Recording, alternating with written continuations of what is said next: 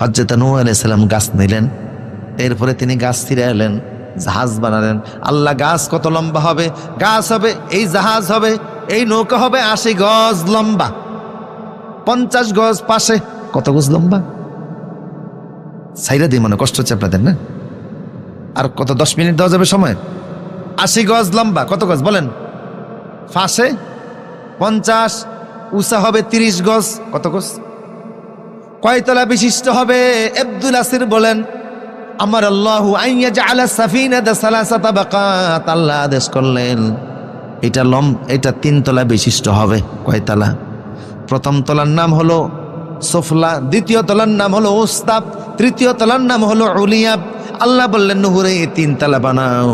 প্রথম তলায় থাকবে হিংস্র জন্তু জানোয়ার, দ্বিতীয় তলার ভিতরে থাকবে গরু ছাগল, 3 নম্বর তলার ভিতরে থাকবে আমার শ্রেষ্ঠ মাখলুকাত মানুষ।